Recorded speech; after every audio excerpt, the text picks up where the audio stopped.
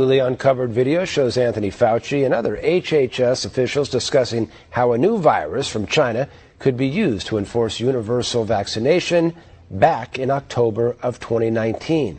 Here's One America's Pearson Sharp. As many of us have long suspected, this pandemic and all the resulting chaos was never about fighting a new virus and protecting public safety. This entire exercise has been a government-sanctioned effort to strip Americans of their rights and force us to follow their orders without question or else. You're not allowed to question or raise any objections, or the full weight of the federal government will come down on you, no exceptions.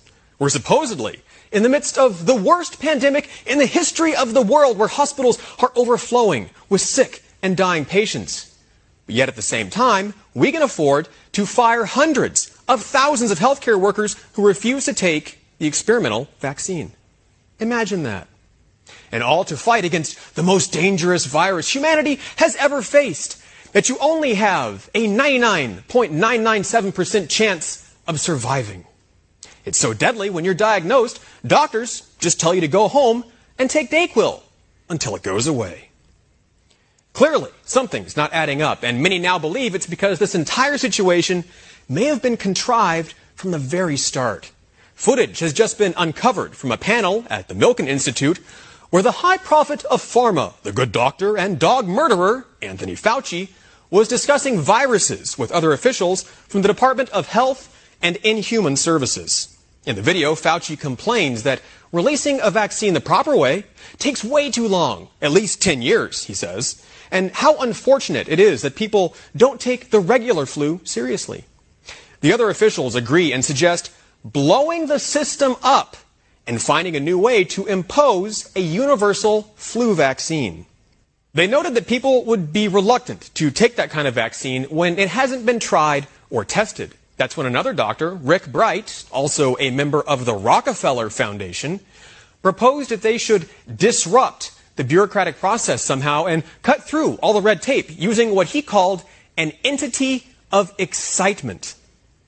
And then Bright tops it all by suggesting, it's not too crazy to think there could be an outbreak of a novel avian flu virus from China, and they could then use that to make a global mRNA vaccine to be tested out on the public. And the best part of all of this happened in October of 2019. Watch it here for yourself. Why don't we blow this system up? I mean, obviously we can't just turn off the spigot on the system we have and then say, hey, everyone in the world should get this new vaccine we haven't given to anyone yet. But there must be some way that we grow vaccines mostly in eggs, the way we did in 1947. In order to make the transition from getting out of the tried and true egg growing, which we know gives us results that can be, beneficial. I mean, we've done well with that, to something that has to be much better. You have to prove that this works, and then you've got to go through all of the clinical trials, phase 1s, phase 2s, phase 3, and then show that this particular product is going to be good over a period of years.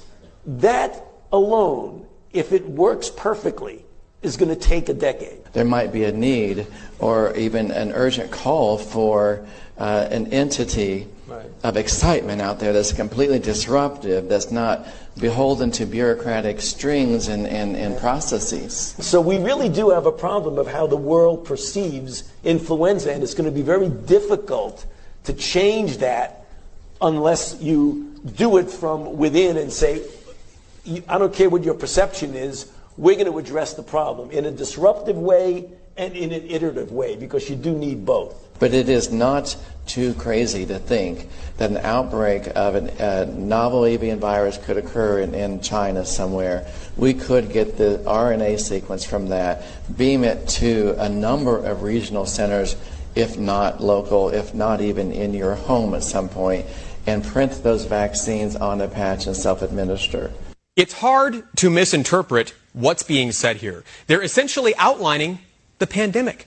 Everything we've seen from the last year and a half described right here in this video before it happened. And this isn't the first time Fauci has gone on the record to apparently broadcast his intentions about the pandemic. Back when President Trump first took office, Fauci came out with a suspiciously prescient prediction that a major viral pandemic will strike the United States during Trump's administration. The topic today is the issue of pandemic preparedness. And if there's one message that I want to leave with you today, based on my experience, and you'll see that in a moment, is that there is no question that there will be a challenge to the coming administration in the arena of infectious diseases, both chronic infectious diseases in the sense of already ongoing disease, and we have certainly a large burden of that, but also there will be a surprise outbreak. And now, here we are today living through the scenario that Fauci said was coming all the way back in 2017. The government has used this pandemic to enact sweeping, totalitarian changes to our everyday lives, seizing control faster than anyone thought possible. And never, in the history of the world, has a government ever taken power and then given it back voluntarily.